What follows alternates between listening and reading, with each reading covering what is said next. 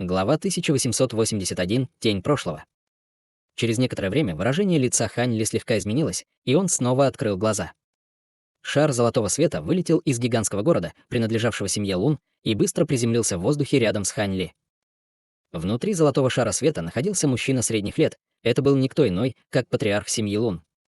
Он бесстрастно оценивал Хань Ли, и Хань Ли спокойно поднялся на ноги, прежде чем обхватить кулак ладонью в знак приветствия. «Приветствую, брат Лун.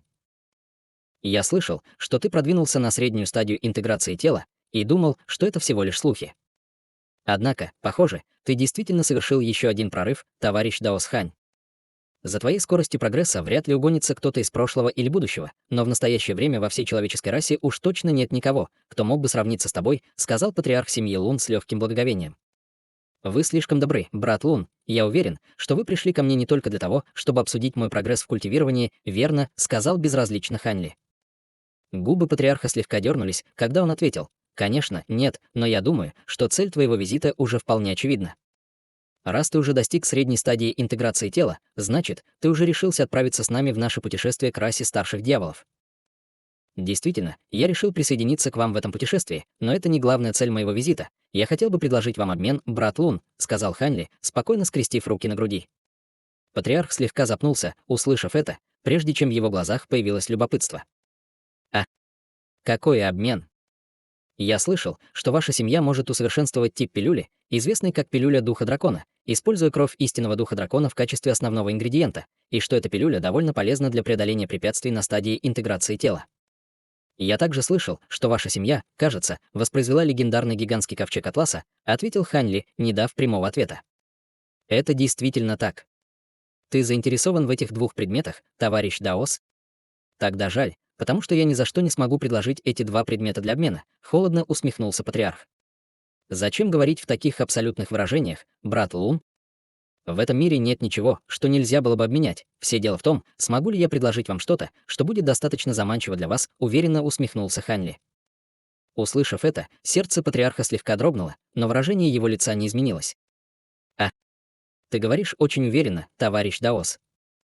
Хань Ли улыбнулся и продолжил. «Я слышал, что вас уже десятки тысяч лет сдерживало что-то на поздней стадии интеграции тела. Вас может заинтересовать что-то, что поможет вам преодолеть это препятствие». Патриарх был ошеломлен, услышав это, но быстро восстановил самообладание и сказал: «Меня бы действительно заинтересовало что-то подобное, но все будет зависеть от того, что это такое. Если эффект этого чего-то минимален, мне оно не очень пригодится. Почему бы вам не взглянуть на это, товарищ Даос Лун?» Хань Ли улыбнулся, взмахнув рукавом в воздухе, отправив нефритовый флакон размером с большой палец прямо в патриарха семьи Лун. Глаза патриарха слегка сузились, когда он взял в руки маленький флакон, и выражение его лица слегка изменилось, как только он вложил в него свое духовное чутье. В его глазах появилось неверие, и он поспешно снял крышку с флакона, прежде чем поднести его отверстие к носу, чтобы вдохнуть запах его содержимого. «Это серебряный эликсир небесной реки?» «Нет, не совсем. Кажется, что-то еще более мощное. Похоже на эликсир бессмертия высокого зенита, но цвет немного другой».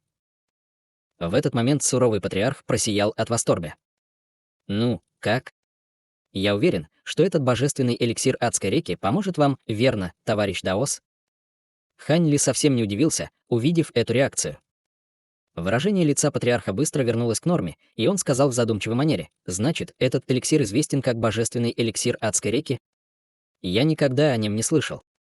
Этот эликсир действительно сможет помочь мне совершить прорыв, но ведь у тебя наверняка есть больше, чем несколько капель, верно? Иначе он мне все равно будет бесполезно». Хан Ли улыбнулся, взмахнув рукой, чтобы достать маленький белый флакон, а затем ответил: «Конечно, у меня есть целый флакон этого эликсира, но я хочу обменять его на флакон с пилюлями духа дракона и гигантский ковчег Атласа. Ты просишь слишком многого, товарищ Даос.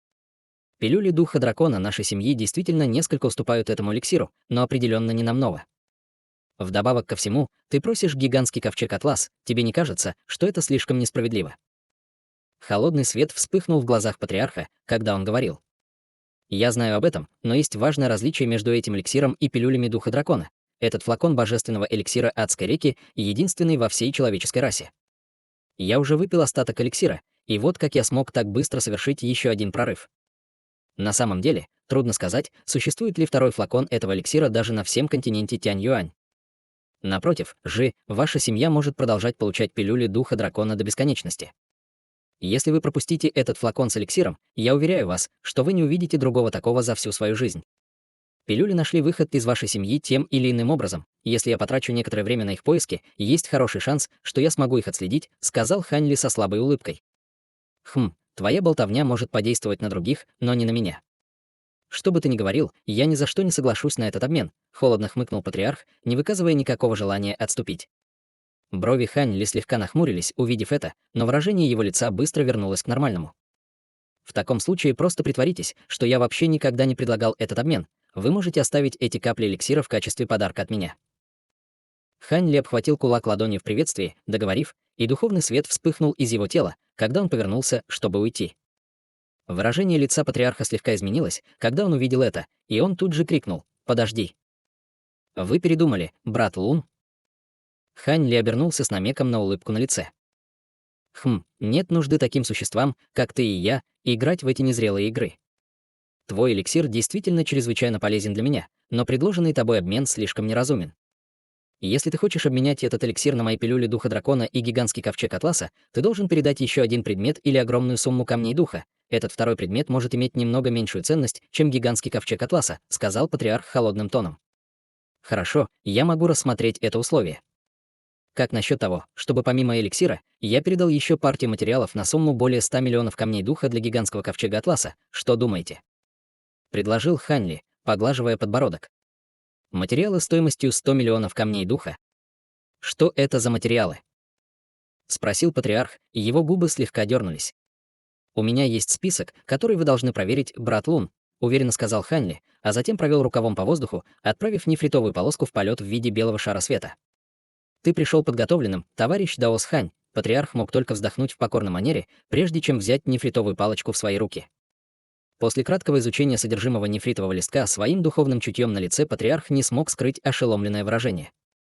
Что вы думаете об этих материалах, брат Лун? Это все предметы, которые нужны вашей длинной семье, верно? Многозначительно спросил Хань Ли. Патриарх долго молчал, прежде чем, наконец, сказал со странным выражением лица: «Подумать только, что ты смог получить эти предметы, в которых отчаянно нуждаются несколько крупных сил. Похоже, ты давно нацелился на гигантском ковчег Атласа нашей семьи. Иначе ты бы не смог собрать все эти материалы за короткое время. Эти предметы даже нельзя купить за камни духа в данный момент. Очень хорошо, это кажется справедливый обмен, так что я соглашусь. Вы определенно приняли мудрое решение, брат Лун, это взаимовыгодный обмен». Ликующая улыбка появилась на лице Хань Ли, и он сложил руки перед собственной грудью, прежде чем развести их, чтобы снова показать лазурный браслет и флакон из белого нефрита. Однако он не сразу бросил предметы патриарху. Вместо этого он просто выжидающе посмотрел на него. Патриарх, естественно, знал о его намерениях, и он немедленно провел рукавом по воздуху, чтобы вызвать два шара духовного света, один золотой и один черный. Это были не что иное, как золотой флакон и глянцево-черный миниатюрный ковчег. В золотом сосуде не было ничего примечательного, кроме нескольких листообразных узоров, выгравированных на его поверхности, но миниатюрный ковчег длиной всего в несколько дюймов был невероятно замысловат. Мало того, что поверхность ковчега была черной, как чернила, ковчег представлял собой трехмачтовую баркентину с кабиной, которая имела целых 5 уровней. Кроме того, на поверхности ковчега были выгравированы бесчисленные красочные образования, которые были слишком миниатюрны, чтобы их можно было увидеть невооруженным глазом, но они явно были чрезвычайно глубокими. Патриарх щелкнул запястьем, и два предмета были брошены Хань Ли. Глаза Хань Ли сразу же загорелись, и он также без колебаний подбросил свой нефритовый пузырек и браслет для хранения вверх, а затем взял в свои руки два предмета, спускающиеся к нему. Он снял крышку с золотого флакона и медленно исследовал его духовным чувством, пройдясь по каждой малиновой пилюле внутри флакона, после чего на его лице появилось довольное выражение.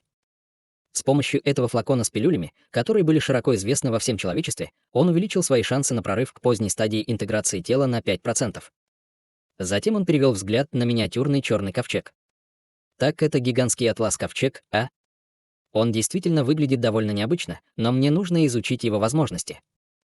Таким образом, Хань Ли подбросил миниатюрный ковчег в воздух, прежде чем указать на него пальцем.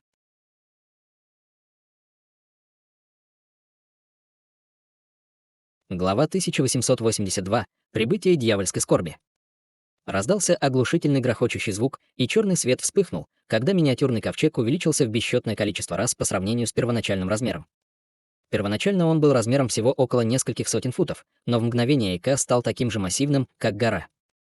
3 его черных мачты были похожи на тройку небесных столбов, уходящих ввысь на высоту более 100 тысяч футов, а на черных парусах было начертано несколько очень похожих на живых свирепых черных зверей, придававших ему чрезвычайно угрожающий вид. Что было еще более удивительным, так это то, что после расширения ковчега до его полного размера из центров образования на гигантском ковчеге всплыли различные предметы. Некоторые из этих предметов были шарами, некоторые — цилиндрами, но какой бы формой они ни были, все они имели чрезвычайно сложные руны, выгравированные на их поверхности. Было совершенно ясно, что эти предметы были разработаны так, чтобы их было легко активировать, но они все же были способны высвобождать огромную силу. Однако с таким количеством их, скорее всего, потребуется сотни культиваторов, чтобы активировать их все одновременно. Больше всего на ковчеге бросались в глаза 3 полупрозрачные пятицветные колонны, торчащие из верхней части кабины. Мало того, что эти 3 столба были толщиной с резервуары для воды, они были более 1000 футов в длину, и ни один из других вышеупомянутых предметов не мог с ними сравниться. Пока Хань Ли внимательно осматривал гигантский ковчег, патриарх семьи Лун уже завершил осмотр эликсира и браслета для хранения. Он убрал 2 предмета, затем перевел взгляд на массивный ковчег и сказал: на одно только строительство этого гигантского ковчега Атласа ушло более 100 миллионов камней духа, и это полностью исключает огромное количество труда, времени и усилий, что ушли на процесс его строительства. Если бы я продавал этот ковчег, то не рассматривал бы просто любое предложение, стоимость которого меньше, чем в 2 раза превышает стоимость материалов, которые вы мне предложили. Я знаю, что выиграю от этого обмена немного больше, чем вы, но в то же время этот эликсир и эти материалы определенно нельзя купить за камни духа во внешнем мире. В любом случае, наш обмен завершен, так что у меня нет причин оставаться здесь дольше. Отправьте мне сообщение заранее, когда решите войти в царство старших дьяволов, и я обязательно прибуду вовремя, усмехнулся Хань Ли, сложив печать руками, и гигантский ковчег снова уменьшился до нескольких дюймов в размерах, прежде чем улететь ему в рукав. Пока человеческая раса может противостоять первым нескольким волнам атак со стороны расы старших дьяволов и ограничивать масштабы дьявольских бедствий до управляемых масштабов, тогда мы определенно продолжим наше путешествие и обязательно уведомлю тебя заранее. С твоей нынешней базой культивирования, я уверен, ты окажешь нам большую помощь, сказал патриарх, когда на его деревянном лице появилась редкая улыбка. Хань Ли кивнул в ответ, прежде чем внезапно повернуться к тому, что казалось участком пустого воздуха со странной улыбкой на лице. Затем он сложил кулак в приветствии в этом направлении, прежде чем улететь в виде полосы лазурного света. Выражение лица патриарха слегка изменилось, когда он увидел это, и только после того, как полоса лазурного света полностью исчезла вдали, он слабо вздохнул. Прямо в этот момент пространственные колебания внезапно вспыхнули в том месте, на которое Хань Ли смотрел раньше, и из воздуха появился человек в черной мантии. Это был никто иной, как другой великий старейшина семьи Лун. У него было мрачное выражение лица, когда он также бросил взгляд в направлении, в котором ушел Хань Ли, и он сказал мрачным голосом: «Кажется, он очень рано почувствовал мое присутствие». Эта новая способность маскировки, которую я развил, делает даже тебе очень трудным ощутить мое присутствие, но это не смогло обмануть его. Он либо культивировал какую-то мощную особую способность, либо обладает могущественным сокровищем, которое специализируется на противодействии методам сокрытия. Действительно. Однако есть также вероятность, что его духовное чутье сильнее нашего. Учитывая его поразительную скорость культивирования, понятно, что у него в рукаве есть несколько невероятных способностей. В любом случае, он будет ценным помощником и дополнением к нашей группе, когда мы отправимся в царство старших дьяволов. Я уверен, что он будет не менее могущественным, чем существа стадии интеграции тела духовной расы, ответил патриарх семьи Лун, невыразительно кивнув. Я провел кое-какие исследования насчет этого ханьского отродья, и он потенциально может быть изменчивым элементом в нашей группе, сказал мужчина в черной мантии, нахмурив брови. Ну и что? Что ты знаешь о других людях, которых мы пригласили? Мало, что имеет значение, если они могут помочь нам в достижении нашей цели.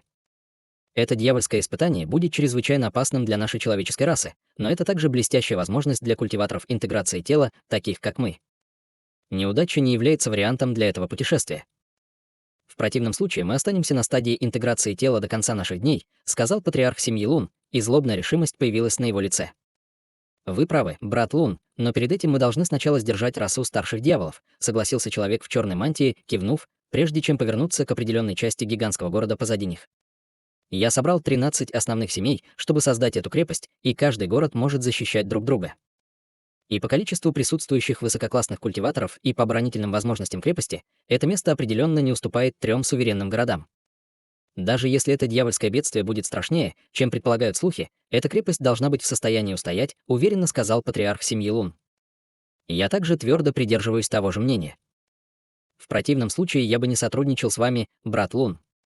Поскольку этот ханьский сопляк ушел, давайте вернемся и займемся своими делами. Дьявольская метка становится все больше и больше. Раса старших дьяволов, скорее всего, обрушится на нас примерно через 3 или 4 месяца, так что мы должны сделать все необходимые приготовления, торжественно сказал человек в черной мантии. Действительно, у меня есть котел с важными пилюлями, которые я сейчас также готовлю, сказал патриарх семьи Лун, кивнув, прежде чем взмахнуть рукавом по воздуху, чтобы извергнуть вспышку золотого света. Свет окутал его тело, и он полетел к огромному городу, как шар золотого света.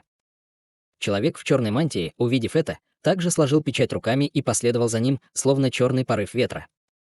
Тем временем Хань Ли был уже в нескольких тысячах километров, и вскоре после 2 месяцев Хань Ли наконец вернулся в город высшего неба с помощью телепортации. В этот момент весь город был в состоянии повышенной готовности, и все ограничительные формирования были полуактивированы. Если бы не тот факт, что Хань Ли был культиватором интеграции тела, ему, скорее всего, даже не был бы предоставлен доступ к формациям телепортации.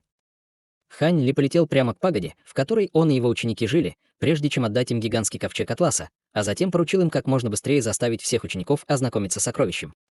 Гигантский ковчег Атласа мог показать свою истинную силу только тогда, когда его использовало определенное количество людей, так что это был спасительный козырь, который Хань Ли оставил своим ученикам. В противном случае, с их базами культивирования стадии зарождения души, было бы очень трудно сказать, смогут ли они пережить дьявольские испытания или нет. После этого Хань Ли вернулся на верхний уровень пагоды и снова ушел в уединение. Однако в этом случае он поручил своим ученикам следить за дьявольской меткой и ежедневно докладывать ему о происходящих с ней изменениях. Таким образом, один день проходил за другим, а атмосфера в городе высшего неба становилась все более и более напряженной. Мало того, что дьявольские метки возле города охватили территорию в десятки тысяч километров, а они становились глянцево-черными, и были даже некоторые участки, где можно было ясно увидеть бурлящую дьявольскую ци. Тем не менее, дьявольские метки возле города не были такими огромными по сравнению с теми, что были в других частях человеческого региона. Было сказано, что самая большая из дьявольских меток появилась недалеко от города недавно назначенного духовного повелителя, и она была более чем в 100 раз больше, чем дьявольские метки, присутствующие возле города высшего неба.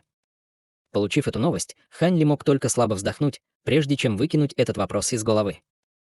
В один прекрасный день 2 мерцающих золотых летающих ковчега находились возле черной как смоль дьявольской метки, которая была размеров с бесчетные километры. 2 ковчега были несколько десятков футов в длину каждый, и они были спрятаны в густом лесу на расстоянии около 10 километров. На каждом из 2 ковчегов находились 2 небесных стража в золотых доспехах и несколько стражников в черных доспехах, и эти люди в настоящее время что-то обсуждали вполголоса с мрачным выражением на лицах. «Брат Чен, последние несколько дней я чувствовал себя очень напряженно. Не является ли это признаком того, что скоро начнется дьявольская скорбь?» Сказал мужчина в золотых доспехах с парой толстых мускулистых рук, нахмурив брови. «Вы не единственный, товарищ Даос Цзинь, и я очень беспокоюсь с тех пор, как меня направили сюда, чтобы следить за этой дьявольской меткой. К счастью, это предел нашей роли, и как только дьявольская метка сломается, мы сможем немедленно активировать формацию телепортации, чтобы вернуться в город, так что на самом деле это не так уж опасно», с кривой улыбкой ответил невысокий и худой пожилой мужчина. «Я также знаю, что на самом деле это не очень опасная задача, но я все еще не могу не чувствовать напряжения. Кажется, мне нужно отточить свое психическое состояние. Но все же и счастливчиками нас не назовешь, раз уж нам выпал жребий быть назначенными на это место», покорно сказал здоровяк. «Хе-хе, оставаться в городе, естественно, безопаснее, но пока мы сможем выполнить эту миссию, мы будем очень щедро вознаграждены, поэтому я думаю, что награда перевешивает риск», сказал пожилой мужчина, качая головой. Это правда. Пилюли, предложенные советом старейшин, чрезвычайно ценны и будут очень полезны для нас. «Подождите, что это?» Ответил здоровенный мужчина с кривой улыбкой, прежде чем резко подняться на ноги. Он бросил взгляд вдаль, и выражение его лица резко изменилось. Неужели дьявольская метка вот-вот сломается? Сердце старика дрогнуло, когда он поспешно бросил взгляд в том же направлении, что и охранники в черных доспехах, и все их лица тут же стали бледными. Огромное пространство под дьявольской меткой вдалеке вдруг начало яростно извиваться и корчиться, как будто небеса вот-вот перевернутся с ног на голову. Прямо в этот момент раздался сотрясающий землю грохот, и бесчисленные демонические летучие мыши, каждая из которых была более 10 футов в длину, появились из бурлящей дьявольской ци в дьявольской метке. У всех летучих мышей кожа была красной, как кровь, и по одному черному рогу на каждой голове. Они открыли рты, и взрывы звуковых волн в бешенстве устремились к искривленному пространству внизу.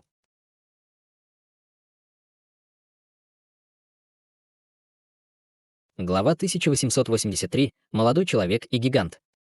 Бесчисленные всплески звуковых волн обрушились на пространство внизу, прежде чем взорваться яростными волнами, и с искривленного неба мгновенно раздались сотрясающие землю грохоты. В следующее мгновение на дьявольской отметке внезапно появилось несколько длинных белых трещин, и по мере того, как звуковые волны продолжали струиться по воздуху, начал раздаваться звук разбитого стекла. Белые разломы моментально превратились в бесчисленные белые нити, которые быстро разошлись во все стороны, вслед за чем все небо полностью раскололось. Черная, как смоль, дьявольская ци хлынула наружу, как паводковой воды, сквозь прорвавшуюся плотину, мгновенно образовав море тьмы, которое с невероятной скоростью рассеялось во всех направлениях. Бесчисленные гигантские дьявольские летучие мыши также в бешенстве спустились вниз, издавая серию пронзительных визгов. Багровый свет вращался вокруг их тел, и издалека казалось, что бесчисленные шары багрового пламени появились в море тьмы, а затем распространились во всех направлениях. Еще поразительнее было то, что в глубине дьявольской метки, уже превратившейся в массивную черную дыру, раздавался еще более удивительный рев, и было совершенно ясно, что дьявольские звери хлынут в глубины мира духов. Вдалеке здоровенный мужчина в золотых доспехах, наконец, пришел в себя и поспешно сказал пожилому мужчине приглушенным голосом: «Раса старших дьяволов вторгается. Наша миссия выполнена, немедленно активируйте формацию телепортации». Активировать формацию телепортации. Без колебаний проинструктировал пожилой мужчина, затем сделал печать руками, прежде чем наложить серию заклинательных печатей на небольшое образование под своими ногами. Охранники в черных доспехах, стоящие позади него, поспешно подошли к нему, прежде чем также поставить печать руками, чтобы помочь ему. Слабое жужжание тут же раздалось из-под ног золотого ковчега, и внизу появились сотни рун, прежде чем образовать формацию из белого света. То же самое происходило и с другим золотым ковчегом.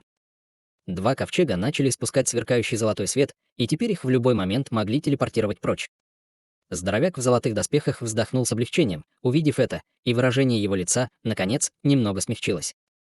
Однако именно в этот момент в воздухе над лесом, в котором они прятались, внезапно раздался пронзительный голос. «Хе-хе, похоже, мне повезло. Я только что вошел в мир духов и уже наткнулся на пару культиваторов пространственного закаливания. Вы двое идеально подойдете на закуску». И здоровяк, и пожилой мужчина были ошеломлены, услышав этот голос, и повернулись, чтобы обнаружить отвратительного молодого человека, стоящего чуть более чем в 300 футах от двух золотых ковчегов. Мужчина был невысоким и худым, со смуглым лицом и парой крыльев летучей мыши на спине. Черты его лица были чрезвычайно зловещими, а крылья были даже больше, чем его тело. Он имел поразительное сходство с бесчисленными малиновыми дьявольскими летучими мышами в небе, но испускаемая им аура была во много раз мощнее. Это дьявольское существо высокого класса. Оба небесных стража, естественно, мгновенно опознали молодого человека и были крайне встревожены. Оба они сосредоточили свое внимание на изменениях, происходящих в дьявольской метке, но совершенно не заметили, как этот молодой человек приблизился к ним сверху. После короткого мгновения изумления они оба немедленно приступили к действию без каких-либо колебаний. Один из них положил руку себе на затылок, и дюжина или около того маленьких серебряных мечей мгновенно вылетела вперед, прежде чем полететь в воздухе полосами серебряного света. Тем временем другой небесный страж поднял руку, и было вызвано пятицветное кольцо. Затем кольцо превратилось в бесчисленные пятицветные кольцевые выступы, образовавшие защитный барьер вокруг двух золотых ковчегов. Один из них атаковал врага, а другой устанавливал оборону, и было совершенно ясно, что это был не первый раз, когда они сражались бок о бок. Их целью было не победить это дьявольское существо. Они хотели лишь ненадолго удержать молодого человека в страхе, чтобы завершить свою телепортацию. На лице молодого человека появилась зловещая улыбка, обнажив два ряда острых клыков. Перед лицом приближающихся полос серебристого света он не пытался уклониться. Вместо этого он открыл рот, чтобы выпустить взрыв золотых звуковых волн, сметающих все полосы серебряного света. Затем последовала удивительная сцена. Полосы меча Ци немедленно вернулись в свою первоначальную форму меча под мучительные вопли, а затем рухнули сверху среди золотых звуковых волн. Лицо здоровяка в золотых доспехах сразу же побледнело, когда он увидел это. Эти мечи были его связанными сокровищами, которые он культивировал в течение нескольких тысячелетий, но прежде чем он смог восстановить свой контроль над мечами, молодой человек внезапно взмахнул крыльями летучей мыши, и тут же раздались звуки воющего ветра и грохочущие раскаты грома. Тело молодого человека слегка расплылось, прежде чем он внезапно исчез с места. Однако в следующее мгновение он снова появился прямо над двумя золотыми ковчегами, прежде чем без колебаний метнуть кулаки в сторону бесчисленных пятицветных проекций кольца в воздухе. В быстрой последовательности раздались два громких хлопка, когда пара мерцающих алых кулаков победила все противостоящие им пятицветные проекции. Молодой человек снова взмахнул крыльями и в мгновение ока появился позади здоровяка, прежде чем с легкостью вонзить руку в его тело. Золотые доспехи не оказали никакого сопротивления атаке молодого человека. Арк. Охранники Золотого Ковчега в черных доспехах, естественно, окаменели, увидев это, и тут же побежали, спасая свою жизнь. Однако молодой человек просто взмахнул крылом летучей мыши за собой, даже не повернув головы, чтобы выпустить черный клинок света длиной более 1000 футов. Клинок был быстр, как молния, и все охранники в черных доспехах испустили вой боли, превратившись в кровавый дождь. Даже зарождающиеся души в их телах были уничтожены. Затем молодой человек полетел к другому Золотому Ковчегу в виде шара малинового света, и еще до его прибытия над ковчегом уже поселился непреодолимый запах крови и запекшейся крови. Старик не успел среагировать, и его лицо мгновенно стало мертвенно-бледным. Так совпало, что прямо в этот момент формация телепортации под его ногами вспыхнула белым светом, и он был телепортирован вместе со всем Золотым Ковчегом. Таким образом, юноше удалось только наброситься на пустой воздух, и шар малинового света вокруг него исчез. На его лице появился намек на разочарование, когда он посмотрел на остатки формации телепортации в воздухе, и он яростно взмахнул крылом летучей мыши по воздуху, выпустив порыв яростного ветра, который стер то, что осталось от формации. Ха-ха, я не могу поверить, что ты не смог убить даже пару людей на стадии пространственного закаливания. Я сдерживался и предоставлял их тебе, но, похоже, я переоценил тебя. Из-за соседнего огромного дерева вдруг раздался взрыв кудахтания, наполненного насмешкой. Мэн, когда ты тут появился? Разве твоя раса коров молнии не должна быть частью второй группы при входе в мир духов? Если бы не эта формация телепортации, эти люди ни за что бы не сбежали. От меня молодой человек тут же вспыхнул от ярости в ответ, прежде чем перевел взгляд на огромное дерево. Обычное на вид дерево внезапно исказилось, прежде чем превратиться в зеленокожего гиганта ростом 60 футов. На голове у великана была пара изогнутых черных рогов, а лицо было покрыто желтым мехом. На нем были черные кожаные доспехи, а на спине была пара золотых топориков. В настоящее время он оценивал молодого человека с насмешливым выражением в глазах, и в ответ на разъяренное выражение лица молодого человека он просто улыбнулся и небрежно сказал: «Моя раса недавно получила приказ от священных предков, инструктирующих нас быть в числе первых, кто войдет в мир духов вместе с твоей расой дьявольских летучих мышей. Так что мои братья уже вошли в этот мир». После этого гигант с коровьей головой небрежно указал в далекое небо. Вот как. Молодой человек очень удивился, услышав это, и поспешно бросил взгляд в том же направлении. Там он обнаружил, что помимо гигантских летучих мышей, вылетающих из гигантской черной дыры наверху, изнутри также выбегали огромные лазурные коровы длиной около 100 футов каждая. Мало того, что эти коровы были удивительно огромными, их тела также были покрыты странными серебряными узорами, представляя очень загадочное зрелище. И если это приказ священных предков, то тут ничего не поделаешь, но вы, неуклюжие коровы, только замедлите нас. Со скоростью моих летучих мышей нам понадобится всего несколько дней, чтобы избавиться от всех людей-культиваторов в близлежащем районе, чтобы мы могли начать строить дьявольский город, немного застенчиво сказал молодой человек. Это я и хотел обсудить с тобой. Твоя раса дьявольских летучих мышей, естественно, сможет с легкостью пронестись через низкоуровневых человеческих культиваторов, но если вы столкнетесь с более сильными людьми, вы, дьявольские летучие мыши, будете не более чем пушечным мясом. Вы не можете сравниться с моими коровами молнии, холодно усмехнулся великан. Молодой человек был в ярости, услышав это. Вот как. Тогда как насчет того, чтобы посмотреть, какая из двух наших рас сможет убить больше людей-культиваторов в следующие 3 дня? Конечно, и просто для того, чтобы сделать все интереснее, проигравший должен будет передать треть того, что он награбит в мире духов, победителю, сказал великан, когда в его глазах вспыхнул холодный свет. По рукам. Холодно сказал молодой человек, прежде чем взмахнуть крыльями, в мгновение ока подлетев к гиганту, чтобы протянуть мерцающую малиновую руку. Гигант зловеще усмехнулся, прежде чем махнуть одной из своих огромных рук в сторону руки молодого человека, и 2 ладони столкнулись с глухим стуком. В тот момент, когда они соприкоснулись друг с другом, вспыхнул малиновый и лазурный свет, после чего и юноша, и великан слегка покачнулись, прежде чем отпрыгнуть, как будто их укусила змея. Как только молодой человек стабилизировался в воздухе, он злобно закричал: «Где 5 летучих мышей?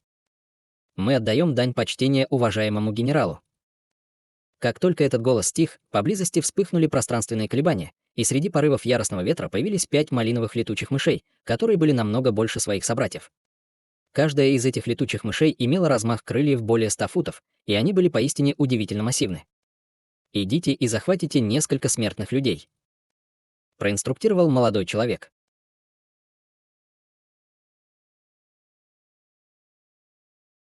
Глава 1884. Прибытие дьявольских существ. «Да, хозяин», — немедленно ответили 5 гигантских летучих мышей, прежде чем взмахнуть крыльями и снова исчезнуть в виде 5 порывов ветра. Холодная улыбка появилась на лице гиганта с коровьей головой, когда он увидел это, и он резко перевернул руку, чтобы достать золотой рог, поднес его к губам и энергично подул в него. Тут же раздалась длинная непрерывная нота, пронизанная неописуемой первобытной аурой. Как только они услышали этот звук, глаза гигантских лазурных коров вдалеке тут же стали ярко-красными. Пар начал вырываться из их ртов и ноздрей, и они яростно зарычали, вырываясь из бурлящей черной ци, чтобы приблизиться к гиганту. Затем звук рожка внезапно изменился, и вместе с этой единственной непрерывной нотой резко раздался звук удара металла о металл. Сразу же после этого гигант улетел вдаль полосой серебряного света, а за ним, словно неудержимая волна, последовали десятки тысяч коров. Губы молодого человека слегка дернулись, увидев это, и он тоже издал резкий крик. Дьявольские летучие мыши сразу же заволновались, услышав этот звук, и они разлетелись во все стороны в виде дюжины или около того малиновых облаков, как будто всем им был отдан приказ. Количество дьявольских летучих мышей превышало количество коров молнии более чем в 10 раз, и даже несмотря на то, что они были разделены на дюжину или около того групп, каждая группа по-прежнему насчитывала более 10 тысяч дьявольских летучих мышей. Две группы сразу же полетели в том же направлении, куда только что ушла орда коров, по-видимому, совершенно не беспокоясь о том, что их обнаружат эти коровы. Тем временем сам юноша влетел в самое большое из багровых облаков, как полоса багрового света, и вскоре все дьявольские звери, вышедшие из моря дьявольской ци, сошли со сцены, позволив миру и тишине вернуться в этот район. Однако не более чем через 10 минут внезапно раздался всплеск громкого шипения, когда дьявольская ци яростно выплеснулась, и изнутри появилась серия гигантских блестящих черных питонов. Длина этих питонов варьировалась от 200 футов до более 1000 футов. Кроме того, у всех этих питонов на лбу был малиновый глаз. Это была орда чрезвычайно редких трехглазых дьявольских питонов. Гигантских питонов было явно гораздо меньше, чем коров и летучих мышей, всего 5000. Однако коллективная аура, которую они выпускали, была гораздо более устрашающей, чем у двух предыдущих дьявольских зверей. Самый большой из питонов был более 3000 футов в длину, а на его голове стояло дьявольское существо высокого ранга в черной маске и костюме угрожающих лазурных доспехов. Оно скрестило руки на груди, осматривая окрестности, и, казалось, было ошеломлено отсутствием двух видов дьявольских зверей, появившихся перед гигантскими питонами. Однако затем оно резко наступило на дьявольского питона под своими ногами, и питон тут же поднял верхнюю часть тела на дыбы, прежде чем издать громоподобный шипящий звук. Затем из лба массивного питона вспыхнул малиновый свет, и на его голове появилась пара странных малиновых рогов, а спина вздулась и корчилась, прежде чем появилась пара мясистых лазурных крыльев. Все окружающие трехглазые дьявольские питоны немедленно выбежали из дьявольской ци, увидев это, затем подняли головы и зашипели в унисон, как будто отдавая дань уважения своему королю. Только дьявольское существо на голове гигантского питона и в лазурных доспехах оставалось совершенно неподвижным с крайне холодным выражением в глазах. Прошло всего 10 тысяч лет с тех пор, как мы в последний раз встречались, но этот связанный с тобой питон снова эволюционировал. Вероятно, он достаточно силен, чтобы противостоять ранней стадии интеграции тела, верно, брат Вэй? Мужской голос внезапно раздался после того, как все питоны вышли из дьявольской ци. Сразу после этого пронесся порыв ветра, и появилось странное насекомое длиной более 10 футов. У этого насекомого было пурпурное тело и пара длинных и тонких щупалец. Его рот был заполнен острыми клыками, а пара передних конечностей напоминала гигантские лезвия, как у богомола. Там также была небольшая гуманоидная фигура ростом всего около 3 футов, стоящая на гигантском насекомом. Это был маленький ребенок, которому было около 7-8 лет, и его волосы были заплетены в пару косичек, направленных прямо вверх. Он был одет в зеленую даосскую мантию с 3 маленькими золотыми мечами, привязанными к плечам, и его большие яркие глаза были весьма очаровательны. «Приветствую, брат Хунчжу». Мой питон смог достичь этой стадии только после того, как я накормил его редкой духовной травой, на которую случайно наткнулся. «Похоже, твоя сила тоже значительно возросла с нашей последней встречи», — холодным голосом произнесло дьявольское существо в лазурных доспехах, обратив свой ледяной взгляд на маленького ребенка. «Я много лет готовился к этому путешествию в мир духов, поэтому вполне естественно, что я стал сильнее», — с улыбкой ответил маленький ребенок. «Учитывая, что обе наши расы прибыли, давай объединим усилия. Я уверен, что даже самые могущественные из людей-культиваторов в этой области не смогут противостоять нашим коллективным силам», — предложило дьявольское существо в лазурных доспехах. Я думал о том же, с ликованием согласился маленький ребенок, прежде чем внезапно закричать в дьявольскую ци: «Выходите, дети мои!». Как только его голос затих, из моря дьявольской ци раздался жужжащий звук. Сначала он был не очень громким, но звук быстро нарастал, когда бесчисленные дьявольские насекомые в бешенстве вырывались из черной ци. Каждая из этих дьявольских насекомых была размером с человеческую голову, и они были похожи на миниатюрные копии гигантского богомола под ногами маленького ребенка. Их было так много, что они практически заполнили все небо, и потоки дьявольских насекомых продолжались еще долго, прежде чем, наконец, прекратились. Эти насекомые взмахивали своими короткими пурпурными крыльями, паря на небольшой высоте под дьявольской ци, и их было 800 тысяч особей. Такой огромный рой насекомых представлял бы чрезвычайно мучительное зрелище даже для культиватора интеграции тела. Однако дьявольское существо в лазурных доспехах этот вид совершенно не встревожил. Он издал низкий крик, и все трехглазые дьявольские питоны вокруг него тут же ринулись вниз, а затем исчезли в земле среди вспышек духовного света. После этого он постучал ногой по гигантскому питону под собой, и тот улетел в определенном направлении в виде вспышки лазурного света. Маленький ребенок усмехнулся, увидев это, прежде чем издать протяжный крик, а затем умчался в том же направлении верхом на своем гигантском дьявольском насекомом. Услышав этот звук, ужасный рой насекомых зашевелился, и они тут же последовали за ним огромным морем насекомых. После этого из дьявольской ци вышли новые орды дьявольских зверей разного количества и внешности, а затем устремились в разные стороны, ведомые дьявольскими существами высокого уровня и соответствующих рас. Судя по их беспорядочным действиям, казалось, что у них не было поставленных целей. После того, как в общей сложности 13 волн дьявольских зверей вышли из моря бурлящей дьявольской ци, мир и покой снова возобновились. В этом случае прошел целый час, прежде чем дьявольская ци снова начала бурлить. Изнутри донесся глухой барабанный бой, за которым последовала серия раскатистых ударов. Все море дьявольской ци пришло в ярость, и без всякого предупреждения появились дуги серебряных молний вместе с грохочущими ударами грома.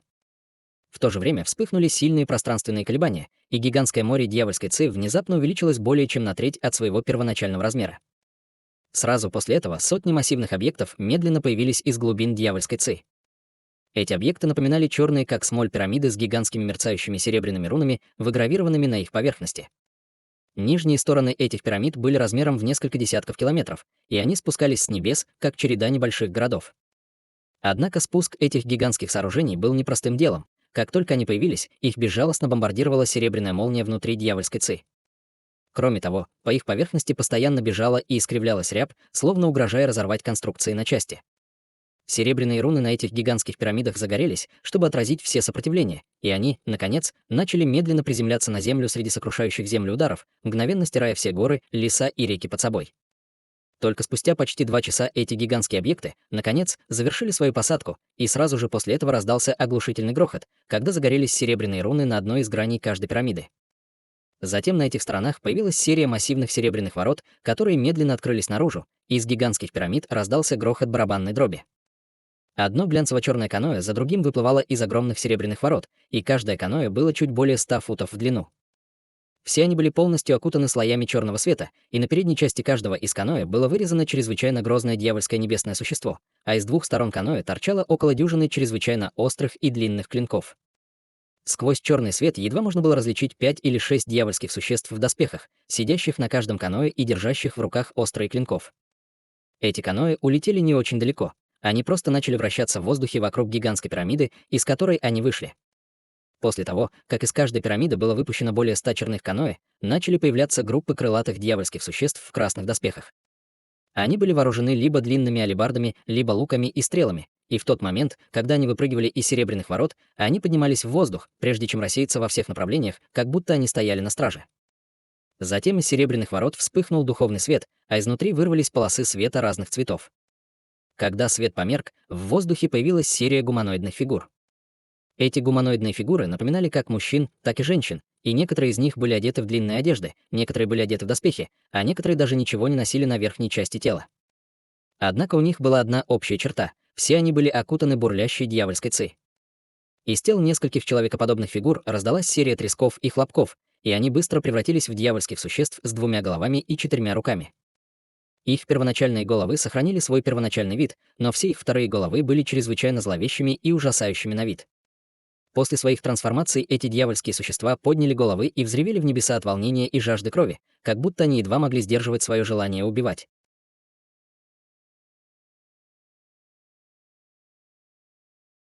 Глава 1885. Яростная волна дьявольских существ. Остальные дьявольские существа, которые еще не трансформировались, с пренебрежительным выражением лица повернулись к своим товарищам. Один из них был стариком с рыжеволосой головой и крючковатым носом, и после того, как некоторое время со сложным выражением глаз он оценивал пышный пейзаж вдалеке, он пробормотал про себя: «Я не думал, что увижу это еще раз при жизни. Даже если я погибну в этом мире, у меня не будет никаких сожалений». Голос рыжеволосого старика был очень тихим, но его все же услышал один из его товарищей. Это был еще один старик в черной мантии с золотым поясом на талии, и он усмехнулся. «Почему так пессимистично, брат Ша? Священные предки уже сообщили нам, что эта священная церемония будет сильно отличаться от тех, что проводились в прошлом. Если все пойдет по плану, наша раса может полностью захватить часть мира духов. Если мы сможем внести значительный вклад во время священного жертвоприношения, то мы можем подать заявку на пребывание в мире духов, чтобы охранять нашу территорию здесь. Это чрезвычайно редкая возможность для тех, кто, как и мы, поднялся в царство старших дьяволов. Ты прав, брат Саньян, мы вознеслись в царство старших дьяволов, поэтому мы стали членами расы старших дьяволов. Однако, естественно, для нас было бы очень удачно, если бы мы смогли остаться в мире духов после этой битвы, ответил рыжеволосый старик, кивнув. Тот же самый разговор происходил в приглушенных тонах среди всех остальных. Прямо в этот момент из-за серебряных ворот гигантских пирамид внезапно раздался грохочущий звук, после чего всех приветствовала серия чрезвычайно тяжелых шагов. Руны вокруг серебряных ворот вспыхнули, и внезапно появилось больше групп дьявольских существ. У этих дьявольских существ была потрескавшаяся серая кожа, полностью лишённая волос, и они выглядели так, как будто они были каменными големами. Они едва ли напоминали человека по форме, но у каждого из них было по 4 толстых руки, и каждый их шаг заставлял дрожать землю поблизости, что ясно указывало на то, что они были удивительно тяжелыми. Каждый из этих каменных дьяволов был более 100 футов высотой, и более 1000 из них вышли из каждой гигантской пирамиды. Затем они встали перед пирамидами и выстроились в несколько ровных рядов, выглядя гораздо более послушными и организованными, чем ожидалось. Затем их лидеры издали низкий рев в унисон, и серый свет начал вспыхивать от тел этих каменных дьяволов, после чего они рассыпались в нечто, похожее на мягкую грязь, и исчезли в почве внизу. Через несколько мгновений земля в радиусе 1000 километров резко начала дрожать, после чего земля резко разверзлась. Вспыхнул желтый свет, и одна земляная стена за другой вырвалась из-под земли. Не более чем за 10 минут была возведена огромная городская стена, протянувшаяся на сотни тысяч километров. Однако, несмотря на то, что стена была более 1000 футов в высоту, она была чрезвычайно грубой. Земля и почва постоянно осыпались с ее поверхности, и казалось, что она вот-вот рухнет. Прямо в этот момент из-под земли перед стеной вспыхнул духовный свет, и снова появились серые каменные дьяволы, прежде чем быстро протянули к ней свои ладони. Когда они это сделали, из их рук вырвались столбы света толщиной с большие чаши и ударились о земляную стену, после чего раздалась череда потрескивающих звуков. После удара столбами света серые цветы света расцвели по всей стене, прежде чем распространиться во всех направлениях. Вся мягкая и уязвимая земля тогда превратилась в крепкий серый камень под влиянием этого серого света. Эти каменные дьяволы обладали способностью превращать землю в камень. В результате коллективными усилиями стольких каменных дьяволов огромное земляное сооружение практически мгновенно превратилось в сплошную городскую стену. Такие же грохочущие звуки непрестанно раздавались и в других направлениях, по мере того, как быстро возводились другие участки стены. Таким образом, в течение 2 часов все в радиусе десятков тысяч километров было окружено этой массивной каменной стеной. В этот момент из пирамид вылетела серия нечетких призрачных фигур, окутанных черной ци. Эти призрачные фигуры летели совершенно невесомо, как будто у них не было физических тел, и все они врезались в городскую стену, на поверхности которой появился ряд образований разных размеров. Помимо различий в размерах, все образования были полностью идентичными, как будто они были выгравированы одним и тем же человеком. После этого призрачные фигуры снова появились и полетели обратно в гигантские пирамиды, не обращая внимания на других присутствующих дьявольских существ. Таким образом, время медленно шло, и под морем дьявольской ци быстро возводился каменный город. Каменные дьяволы работали не покладая рук, возводя здания других стилей вокруг гигантских каменных пирамид, стоявших в центре города. Были также некоторые дьявольские существа высокого уровня, которые устанавливали серьезные ограничения в каждом углу, и слои ограничений вскоре окутали весь массивный город. Внезапно из вершины пирамиды, находившейся в самом центре города, вспыхнул духовный свет, и она резко разошлась.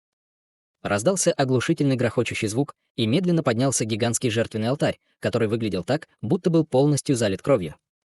Вокруг алтаря были начертаны непонятные древние символы, и от него исходил невыносимый запах крови и запекшейся крови.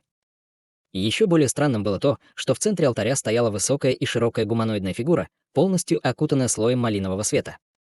Как только эта гуманоидная фигура появилась, все присутствующие высококлассные дьявольские существа опустились на одно колено с торжественным выражением лица. Дьявольские существа, которые были дальше, не знали, что происходит, но все они немедленно последовали их примеру. Затем в унисон прозвучал коллективный голос бесчисленных дьявольских существ. «Мы отдаем дань уважения священному предку Сюэ-Гуану». Однако гуманоидная фигура на алтаре не обратила на это внимания. Она просто равнодушно смотрела свое окружение, прежде чем посмотреть на море дьявольской ци над головой. Глаза гуманоидной фигуры были проницательны и ослепительны, как звезды, создавая незабываемое зрелище. Внезапно фигура подняла руку, протянула полупрозрачную ладонь и затем помахала ею по воздуху, казалось бы, небрежно. Немедленно раздался сотрясающий землю грохот, и почти половина дьявольской ци в черном, как смоль море наверху, внезапно начала яростно бурлить. Затем дьявольская ци сошлась в безумии, прежде чем сформировать массивный черный, как смоль, посох среди вспышки духовного света. Посох имел форму змея с призрачной головой, и на его поверхности были странные узоры. Он спустился к жертвенному алтарю, и пальцы на протянутой руке багровой фигуры чуть-чуть шевельнулись. Огромный посох, длина которого составляла более 1000 футов, начал уменьшаться во время спуска, и к тому времени, когда он приземлился в руках священного предка Сюэ-Гуана, его длина сократилась всего до 20 футов. Священный предок Сюэ-Гуан держал посох в одной руке и начал читать торжественное заклинание. Когда он это сделал, угрожающая призрачная голова на верхушке посоха открыла свои серебряные призрачные глаза, а затем открыла рот, чтобы извергнуть серию черных рун. Затем эти руны быстро превратились в гигантские черные цветы, которые разлетелись по всем частям города. Через некоторое время гигантские цветы распространились по всем уголкам города. Прямо в этот момент пение священного предка Сюэ-Гуана прекратилось, и он резко потер черный посох обеими руками, после чего тот взорвался шаром черного света. Черный свет пульсировал и распространялся наружу во всех направлениях, как невидимые духовные колебания. Вступив в контакт с этими колебаниями, гигантские черные цветы мгновенно взорвались, образовав всплески черной, как смоль дьявольской ци, которые пронизывали воздух. Таким образом, весь гигантский город был мгновенно окутан бескрайней дьявольской ци. В тот момент, когда эта дьявольская ци поселилась на телах всех присутствующих дьявольских существ на одном колене, все они мгновенно оживились, и их магическая сила и энергия начали быстро восстанавливаться. Священный предок Сюэ-Гуан сцепил руки за спиной, а затем безжалостным голосом приказал: «Постройте еще 3 священных города в течение 3 дней, затем отдохните 7 дней. После того, как все соберутся, немедленно атакуйте ближайшую цитадель людей-культиваторов». Ваше желание — наш приказ, в унисон приветствовали бесчисленные дьявольские существа в гигантском городе. Тем временем одни и те же сцены разворачивались под всеми дьявольскими метками на территориях людей и демонов. Под самой большой из этих дьявольских меток находился огромный человеческий город, построенный вдоль гигантского дерева, которое тянулось до самого неба. Несколько культиваторов интеграции тела стояли в воздухе над определенным павильоном, который был на полпути к дереву, и все они с мрачным выражением лица оценивали море дьявольской ци вдали. В тысячах километров от суверенного города Небесного Юаня монах и даосский священник держали в руках медное зеркало и круглую чашу, соответственно, высвобождая бесчисленные полосы света из 2 сокровищ, чтобы убить группу дьявольских существ со головами змей и телами лошадей. Однако вдалеке вдруг раздалось резкое яростное шипение, вслед за которым к ним с невероятной скоростью подул порыв дьявольского ветра. «Бегите! Идут дьявольские существа высокого ранга!» Сразу же закричал даосский священник, увидев это. Сразу после этого из тел его и монаха вспыхнул духовный свет, и они полетели прямо к суверенному городу Небесного Юаня. На бесплодной равнине на территории расы демонов несколько армий вели ожесточенную войну. Одна сторона состояла из сотен тысяч серых волков, а другая состояла из более чем 10 тысяч синих дьявольских львов. Каждый из волков был длиной в несколько десятков футов, и в их глазах сверкал зеленый свет. Они явно были низкоуровневыми демоническими зверями, обладающими некоторой демонической силой.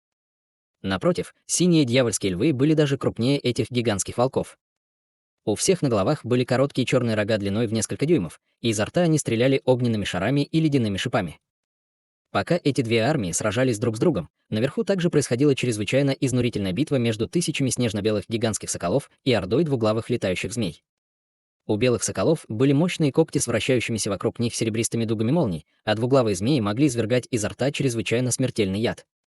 Существа с обеих сторон постоянно падали сверху, но как только их трупы приземлялись среди львов и волков внизу, их мгновенно пожирали без следа.